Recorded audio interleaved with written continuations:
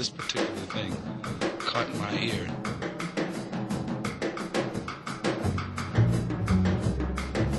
Different rhythms.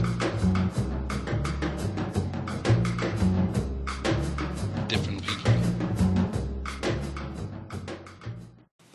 Olá, meu nome é Fábio, eu sou diretor da Santo André Distribuidora Industrial e hoje vamos falar um pouquinho de aço, tá?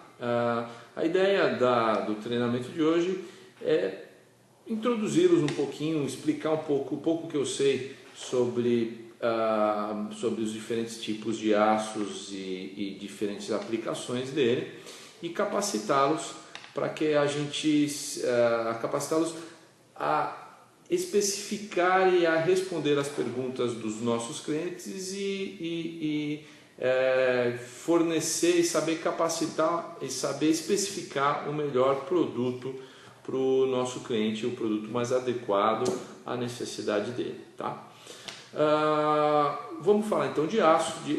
O aço é uma liga composta basicamente de ferro com outros materiais. Se ele for ferro puro, ele não é aço, ele é um material, aliás, o ferro puro ele é normalmente muito quebradiço e muito poroso. O aço é o minério de ferro, ou seja, o ferro adicionado a outras ligas que vão melhorar a adesividade, vão melhorar a resistência, os limites de escoamento, a resistência à porosidade, a fricção, enfim, a abrasividade desses materiais, tá? Mas basicamente para nós, em termos o que mais nos importa são os limites de escoamento, ou seja, a resistência de rompimento sob carga do aço, tá? Eu vou falar um pouquinho mais à frente disso daí. Mas quais são os maiores produtores de aço hoje do mundo? Os maiores produtores são a China, Japão e Estados Unidos. A China já de longe, hoje quase 2 quilos produzidos de aço no mundo, 1 quilo é feito na China. A China vem crescendo a passos largos e hoje é o maior produtor mundial, produzindo quase já 50% da produção mundial, tá? O Brasil é o nono hoje em 2014, ele é o nono maior produtor de aço do mundo. Tá? Ele é um grande produtor de minério de ferro, tá? O Brasil hoje ocupa a 3ª posição na produção de minério de ferro. O primeiro também é a China e o segundo é a Austrália. O Brasil é o 3º produtor e tem uma das maiores reservas com uma das melhores qualidades de minério de ferro. O Brasil tem um minério de excelente qualidade, tá? Ele tem um alto índice de hematita de ferro. Portanto, é um material que de uma pureza muito boa e ele tem boa qualidade. Então, as reservas brasileiras o minério de ferro é muito bem visto. E o aço, como eu falei, ele é um material produzido a partir de ferro com alguma liga. E ele é feito ou a partir de minério de ferro ou a partir de sucata. E muitas vezes as pessoas me perguntam, Fábio, mas o material produzido a partir de sucata, então ele é um material de segunda qualidade? Não, o material produzido a partir de sucata ele é tão bom quanto o material produzido de minério, não perde nem ganha em nada, tá?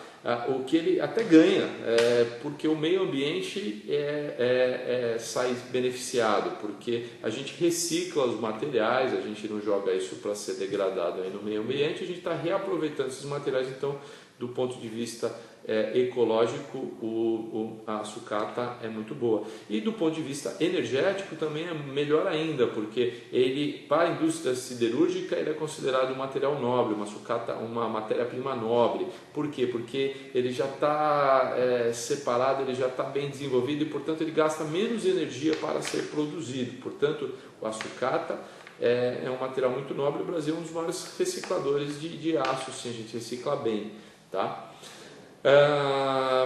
Vamos lá, para falar de aços agora. Então, a gente tem, e eu vou falar basicamente de 3 tipos de aços que são os mais relevantes para nós, tá? São os aços laminados a quente, laminados a frio e revestidos, tá?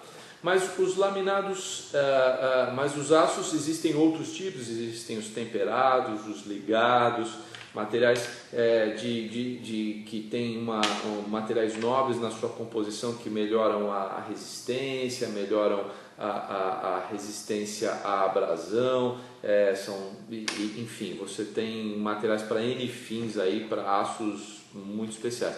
Mas os que a gente utiliza aqui na Santo André e na nossa indústria não são aços de muita qualidade, de muito grau de desenvolvimento tecnológico, não. Eles são materiais de qualidade comercial, que a gente fala. São materiais que visam justamente um bom custo, eles têm um bom preço. E portanto eles são materiais que atendem perfeitamente às necessidades que a gente precisa de abrasão, de resistência, de durabilidade, mas eles têm que ter um apelo comercial, portanto a gente chama eles de qualidade comercial, tá? E aí vamos lá, como que a siderúrgica produz o aço? Ela produz a partir de minério ou a partir de sucata. Ela pega e joga tudo isso numa panelona, joga diferentes tipos, joga um pouco de aditivos nela, derrete tudo isso, tira uma amostra, vê se aquele aço obtido está dentro da qualidade que quer, adiciona mais alguma coisa e faz uma corrida desse aço. Essa primeira corrida, que ela tem essa primeira laminação que vai existir, ela é uma laminação a quente, porque ela é feita numa temperatura entre 1100 e 1300 graus, quando o aço está amarelo e ele está bastante líquido, bastante moldável. Então ele vai moldar e vai fazer a primeira chapa de bobina a quente, tá? A bobina a quente, ela tem uma vantagem, duas vantagens. Primeiro é o preço, porque você já fez, você dissolveu e já correu na primeira fase. Então você tem um material a quente já na primeira fase, ele tem um custo melhor. A segunda vantagem que ele tem um laminado a quente é que quando ele vai ser resfriado, ele forma, o carbono sobe e ele forma uma carepa em cima do material. E essa carepa, ele ajuda na longevidade, ele dá uma durabilidade um pouco maior na corrosão, tá? Mas ele tem uma desvantagem, duas desvantagens relevantes. A primeira desvantagem é que essa carepa, ela não dá uma boa planicidade, uma boa superfície, uma superfície de boa aparência no aço. Então, materiais que você precisa ou estampar, ou que você quer que, se você vai fazer por exemplo, um carro, você não quer que essa carepa e essa irregularidade fique na pintura do carro, porque você não vai fazer a partir do material fina quente, tá? A outra desvantagem desse material é que você não consegue chegar em espessuras muito finas com ele, porque justamente como ele está muito pastoso, muito líquido, se você afinar demais, ele vai romper. Como a gente vou fazer uma comparação com uma massa de pizza. Se você deixar a massa com muito líquida, quando você vai abrir ela vai rasgar, tá? E portanto você consegue só fazer espessuras um pouco maiores na laminação a quente. Depois dessa bobina laminada a quente, você tem a segunda laminação, que é a laminação a frio, entre aspas. É uma laminação entre 600 e 700 graus, portanto a frio. Você pega esse material laminado a quente, aquece ele novamente em um forno, deixando ele avermelhado, e passa por uns rolos de laminação que vão esmagar esse material e abaixar a espessura dele, tá? Como você só deixou ele vermelho, ele não vai formar essa carepa. Não formando essa carepa, você tem uma desvantagem, que é a durabilidade dele, né? Um pouquinho menor, portanto você precisa olear normalmente ou fazer um tratamento químico em cima desse material. A segunda característica é que ele fica de uma superfície muito mais lisa, muito mais homogênea, menos quebradiço, e ele, portanto, serve para uma série de aplicações. Inclusive são os materiais que mais a gente utiliza na Santo André, são os materiais a frio, são os materiais de espessuras abaixo de 1,5. Hoje uma laminação aqui você consegue até chegar em 1,2, em 1 milímetro, olhe lá. Não é muito econômico fazer isso não. Mas normalmente ele abaixo de 2 milímetros é fina frio. Acima de 2 milímetros a gente tem aplicações de fina quente. Por exemplo, a gente faz fina quente, o material UDC, o perfil U, feito na Santo André, ele é feito de material a quente, tá?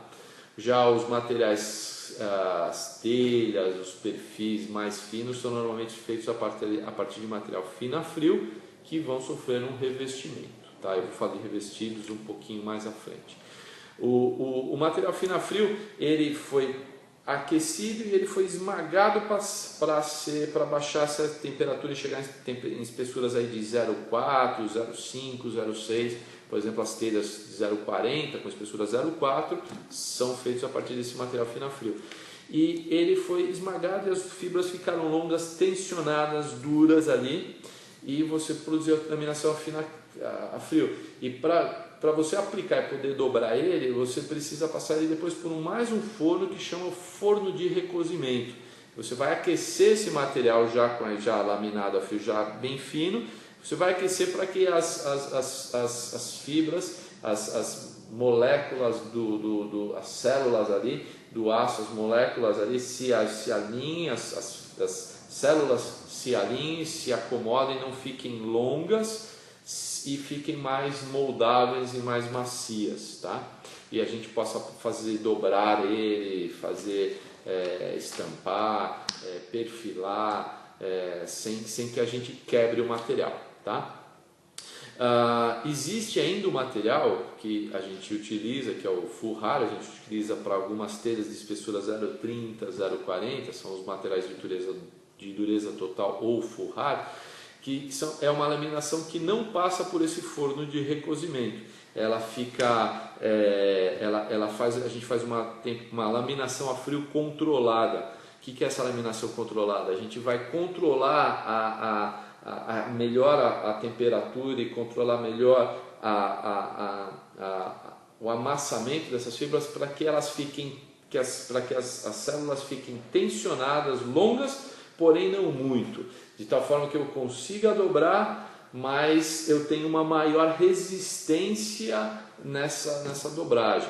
Tá? Resistência, e que nos importa aí, é o limite de escoamento desse material. E o limite de escoamento de um material full hard, ele gira aí em torno de 550 MPa, megapascal.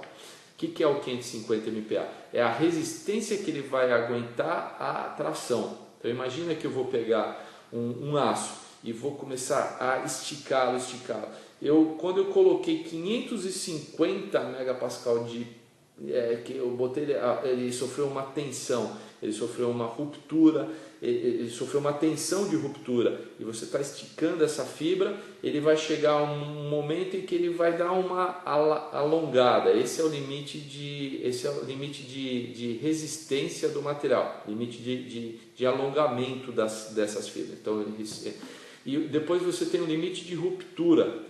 O limite de ruptura é quando ele rompe. Então, eu imagino o seguinte, que eu tenho um elástico, eu pego esse elástico, estico, eu solto, ele volta. Esse é o limite de resistência do material.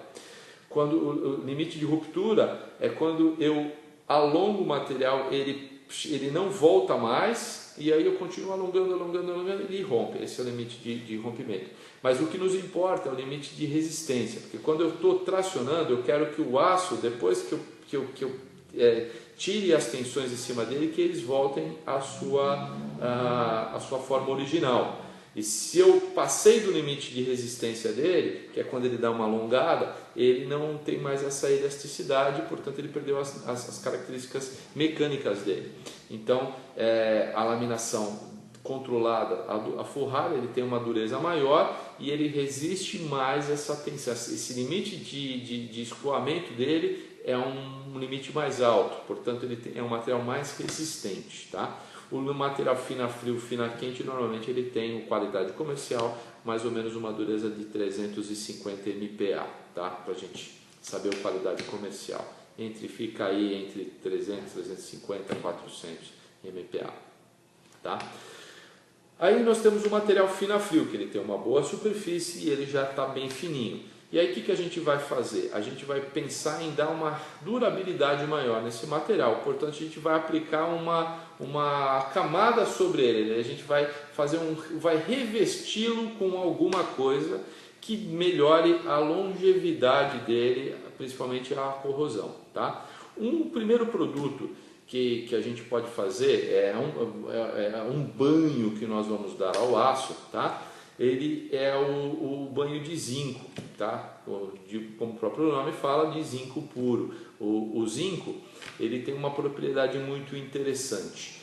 Ele consegue resistir da durabilidade ao material, mas ele consegue resistir e proteger o material por sacrifício. O que é isso?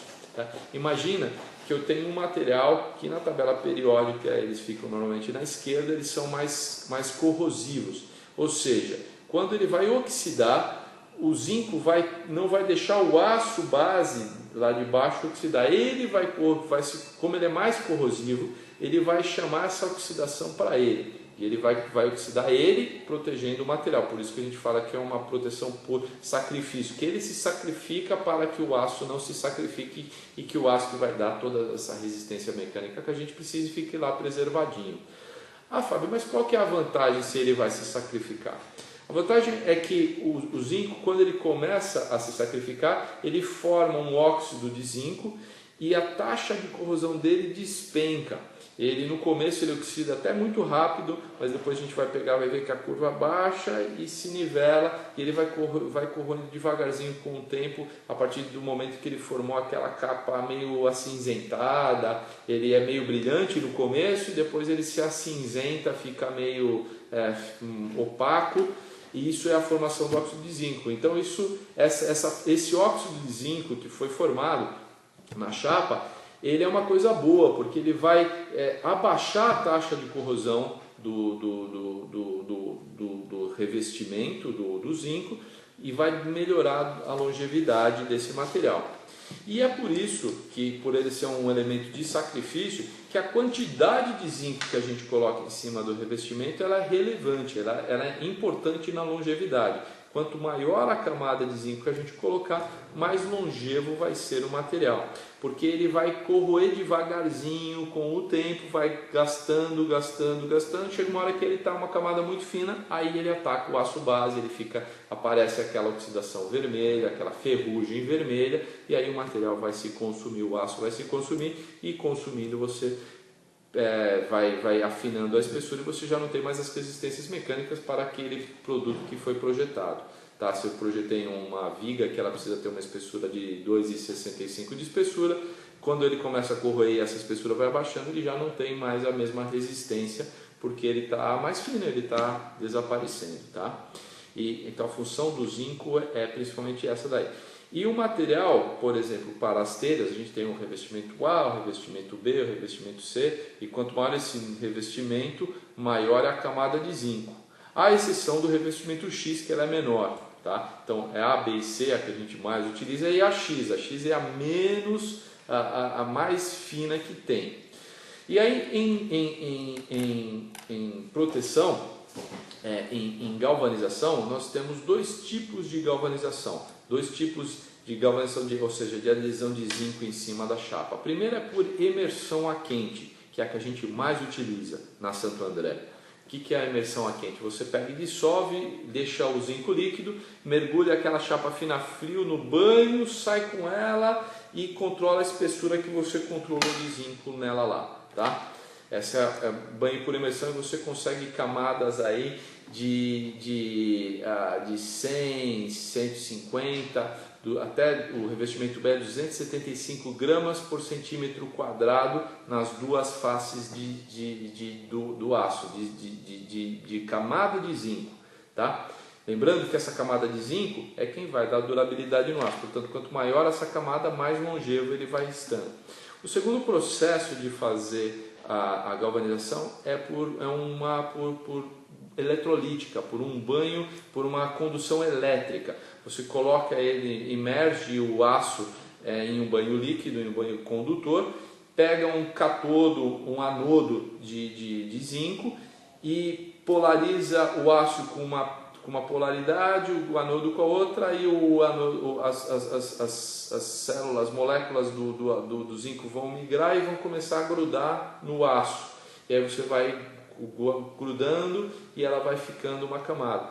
E para você consegue ter camadas grossas, mas normalmente o banho eletrolítico são camadas muito fininhas, de 10 gramas, 5 gramas, comparadas, por exemplo, com o revestimento X da imersão a quente, que é 100 gramas, é muito inferior. Portanto, a longevidade de um material eletrolítico é muito menor do que uma por imersão a quente, tá? E qual que é a principal aplicação do eletrolíquido? É quando você precisa de uma boa camada, porque quando você mergulha em um banho líquido, você tem uma camada um pouco irregular, né?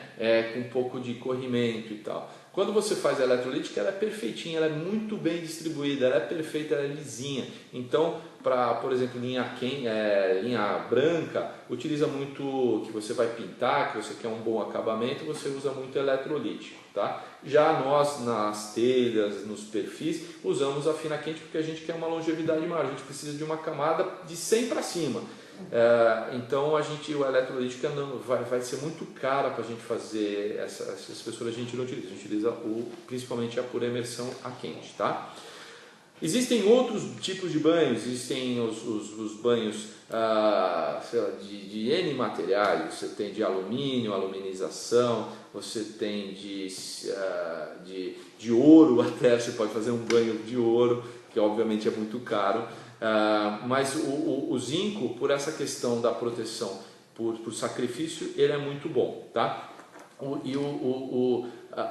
Porque ele se sacrifica no lugar do aço, e mesmo que você corte o aço, essa é uma pergunta que normalmente me faz, Fábio, então se eu peguei uma chapa de aço e cortei ela, como eu tenho um banho, uma camada em cima dela só que está protegendo, onde eu cortei aqui eu tenho o aço base exposto, e ali não vai enferrujar? Vai sim, ela vai enferrujar ali. Mas o zinco tem uma outra característica, ele acaba migrando para esse corte que a gente fez e protegendo. E lembrando, como ele é um produto de sacrifício, ele vai se sacrificar no lugar do aço, então ele vai chamar a corrosão para ele. Lembre, por exemplo, do motor de popa, do anodo do motor de popa, né? Para quem lembra que a gente tem um motor de popa, a gente bota um anodo no motor de popa. Por que a gente põe aquele anodo? Para que o anodo chame a corrosão para ele e não corroa o motor de popa, não corroa os eixos, a parte mecânica. E se a gente não trocar o anodo depois de um tempo em que ele corroeu e a gente deixar o anodo embora, aí ele vai corroer o motor de popa. Então, ele é um elemento de sacrifício. Nos navios, por exemplo, eles costumam fixar placas de zinco no casco do navio para chamar a corrosão para aquele anodo. Então você não corrói a chapa do navio, você corrói o anodo que está lá, feito para se sacrificar, tá? O material galvanizado ele tem essa característica de desencaixe, tá? E existe um outro banho que a gente usa muito na Santo André, que é uma evolução do banho da galvanização, que é o banho de galvalume, ou seja, ele é de alumínio e zinco. Mas antes de falar do alumínio e zinco, eu estava esquecendo de uma coisa, de falar do cristal normal e falar do cristal minimizado, que muita gente fala, e o minimizado e a chapa escamada, tem diferença? Tecnicamente, não tem diferença nenhuma. O escamado ou minimizado tem a mesma durabilidade do material, qualquer um dos dois. O minimizado, ele tem um estigma de material de segunda qualidade, porque normalmente ele vem de um refúgio da indústria, normalmente quando a gente vê aí um material mais barato minimizado, é porque ele foi refugado, por exemplo, pela indústria automobilística, e ele acabou vindo para construção civil, e ele às vezes não serve para aquela aplicação, ele não tem a superfície tão plana quanto precisa para uma pintura, mas como a gente normalmente não vai fazer esse tipo de aplicação, ele serve ao fim da aplicação na construção civil, portanto ele vem para a construção civil.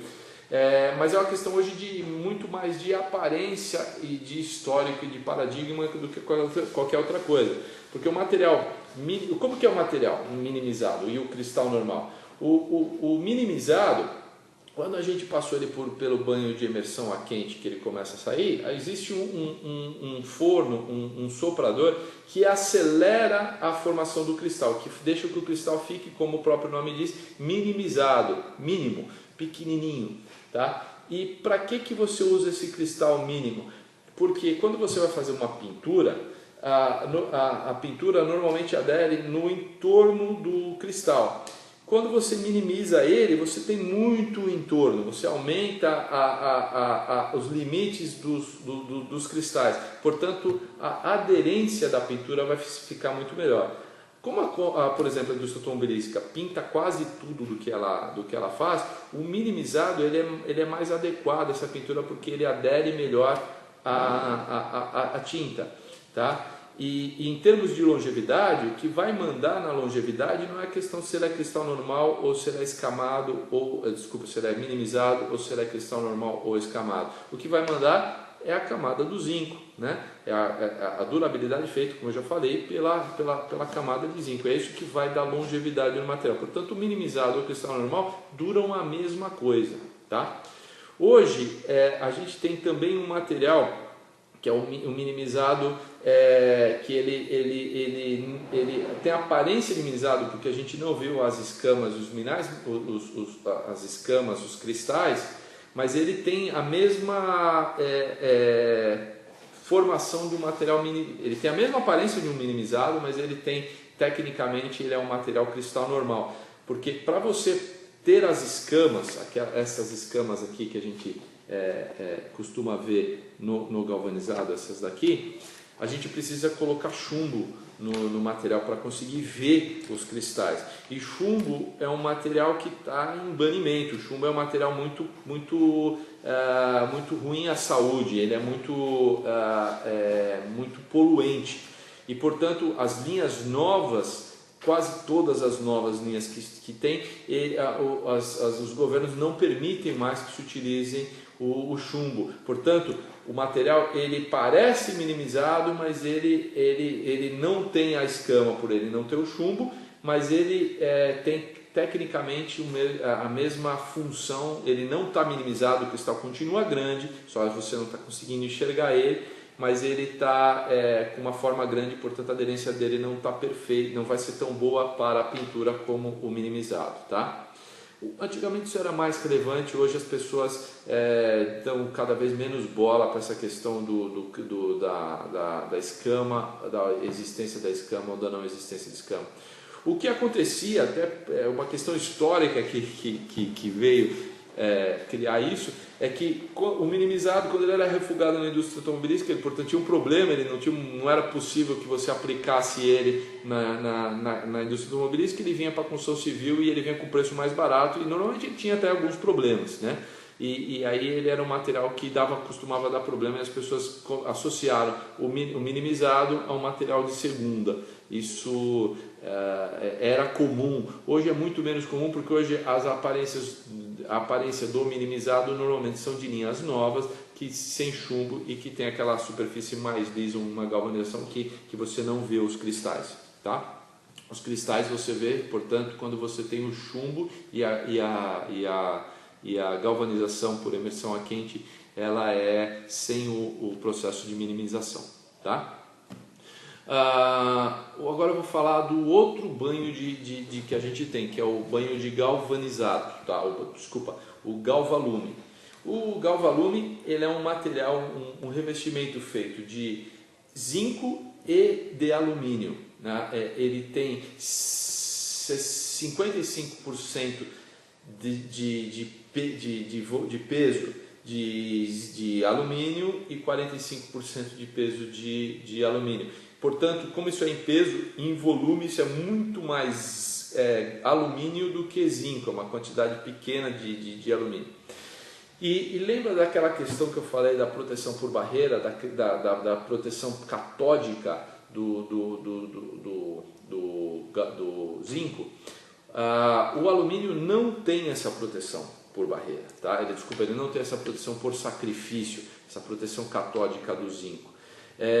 Mas os americanos descobriram que existe uma mistura, um ponto de equilíbrio que é perfeito, que essa é a tecnologia deles, em que você consegue otimizar as duas coisas, e ter a proteção por barreira e a proteção por sacrifício. Vamos resgatar a questão lá da proteção por barreira e da questão por sacrifício. Por sacrifício é aquela em que o material se sacrifica no lugar do aço base. E ele é mais corrosivo, ele chama a corrosão para ele e ele protege, independente de onde ele esteja, ele chama a corrosão para ele e corrói no lugar do aço base. Tá? Então ele é muito bom para quando você vai cortar, quando você vai lixar, você continua garantindo a resistência apesar de você ter cortado e ter lixado. O Galvalume, a proteção por barreira, como que é essa proteção por barreira? Existem várias proteções por barreira, mas, por exemplo, a pintura é uma das mais utilizadas. O que é a proteção por barreira? Você pega uma chapa de aço e você pinta ela, você embala ela inteira e cria uma barreira entre o ar, entre o oxigênio e o aço. Portanto, se eu não tiver o oxigênio em contato com o aço, ele não vai corroer. Então eu criei uma barreira, ou seja, é uma proteção por barreira mesmo. Eu criei uma superfície. E ela precisa estar muito bem aderida na chapa de aço para que proteja. Se ela se soltar, se ela não estiver bem aderida, eu soltei, entrou o ar e perdi a minha proteção por barreira. Tá? Lembra que eu falei que existiam vários banhos, inclusive aluminizado? Você pode fazer o banho aluminizado e ele vai melhorar a durabilidade, mas ele não vai ter a questão do sacrifício, ele vai estar só a questão da barreira. E se eu ranquei o alumínio de lá, ele vai oxidar. Tá? O alumínio tem uma vantagem em relação ao zinco.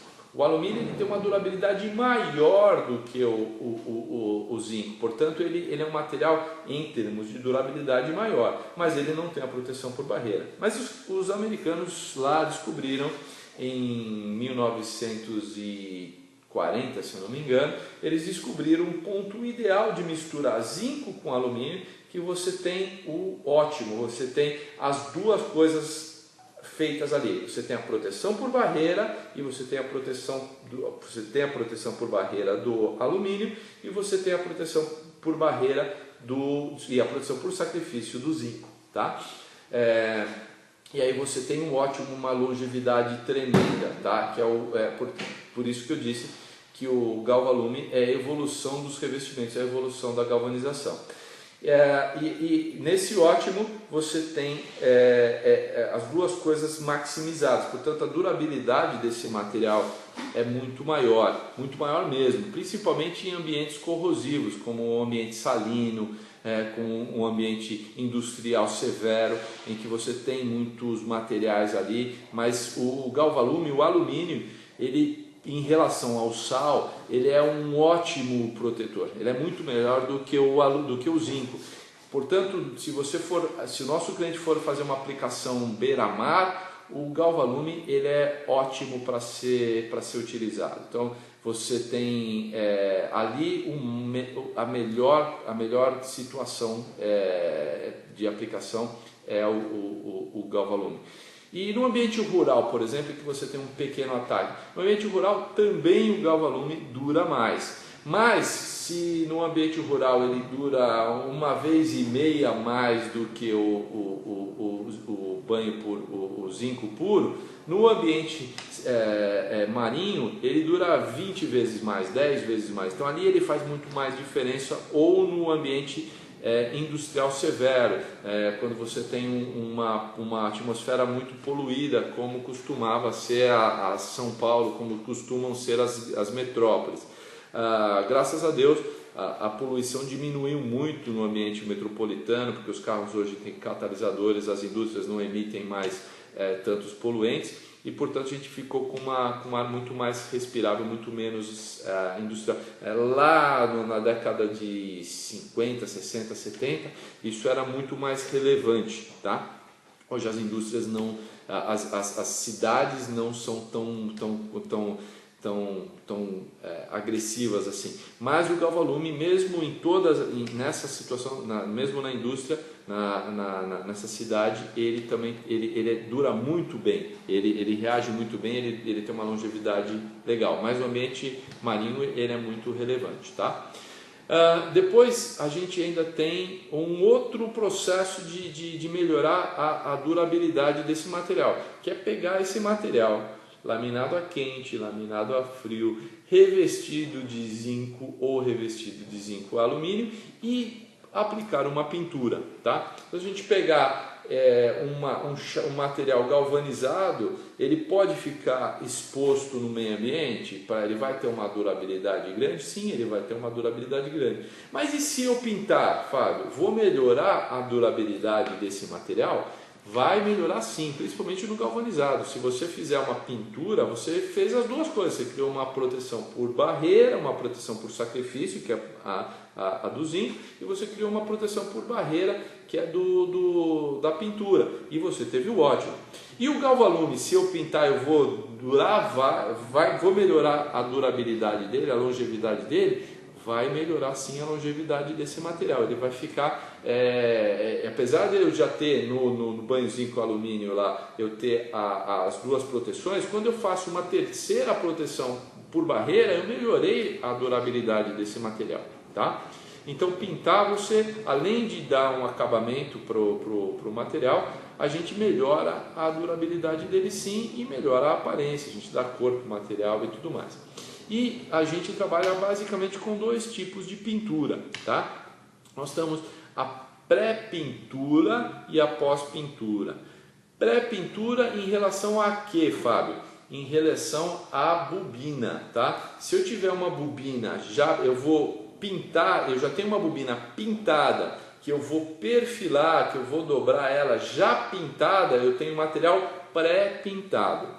O material pós-pintado não é em relação à chapa, é em relação ao processo de dobramento dele. Eu já perfilei, eu já dobrei e eu faço uma pós-pintura, ou seja, eu dobro ele, eu perfilo ele e depois eu levo para uma pintura, uma pós-pintura, normalmente uma pós-pintura eletrolítica, tá? E qual que é melhor, Fábio? Me explica aí essa diferença e eu vou te explicar. A camada que você vai criar na pintura, ela é relevante para melhorar a durabilidade. E o principal questão não é a espessura dessa camada, mas sim a aderência desta camada à chapa. Porque enquanto eu tiver com ela bem aderida, eu não deixei o oxigênio entrar, né, e oxidar a chapa. Ela precisa estar bem aderida. E a espessura dessa camada, ela é relevante, mas o mais importante, uma pintura dura enquanto ela estiver bem aderida à chapa. Ela estando bem aderida, ela está protegendo a chapa. Quando ela começou a se soltar, ela perdeu, mesmo com uma camada grossa, quando ela se soltou, ela perdeu a função dela e ela começou a deixar o oxigênio entrar e a oxidação acontecer.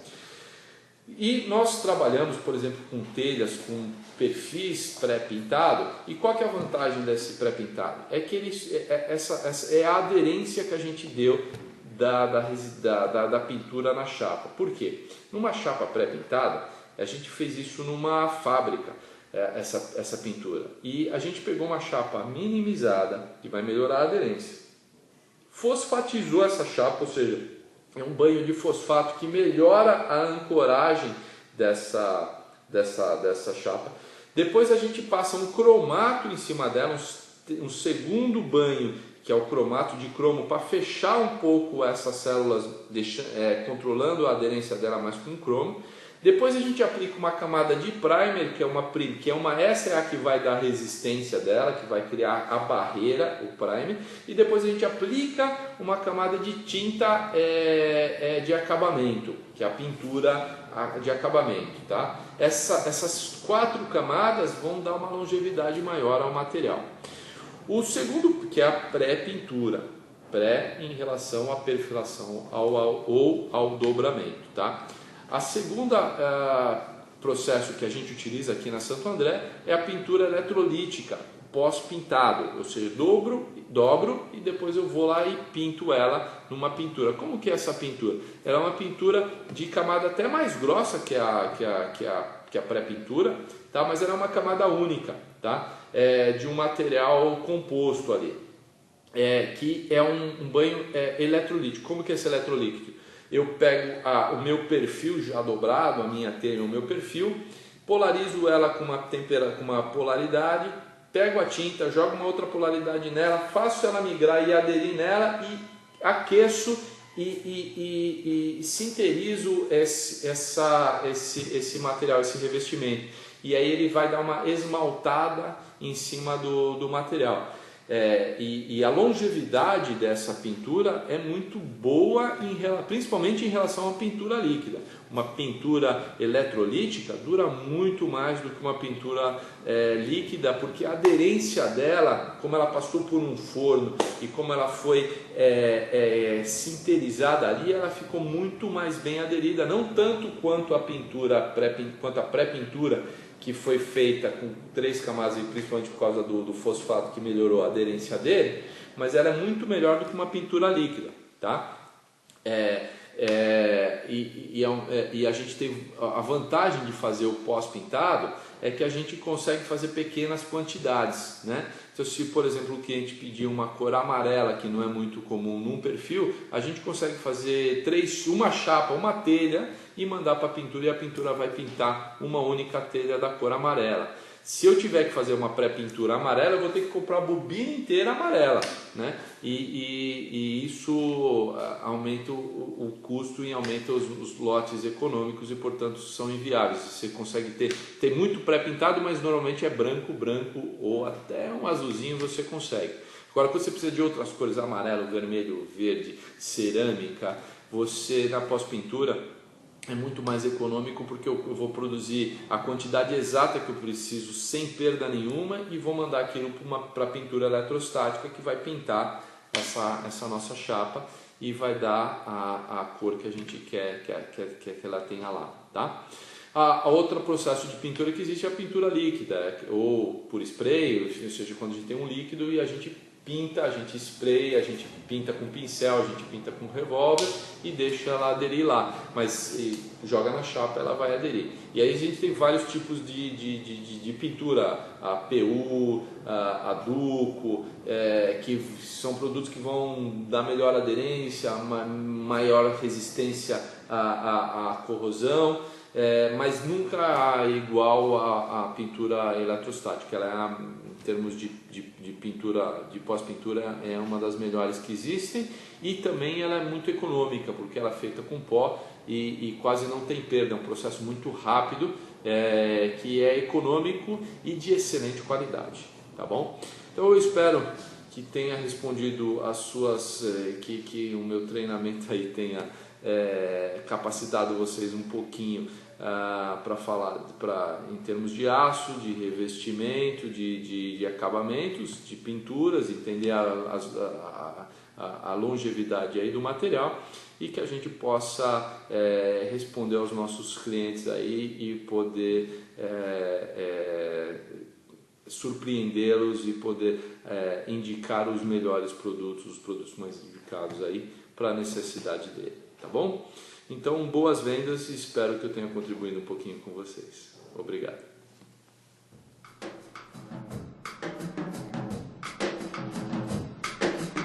This particular thing caught my ear.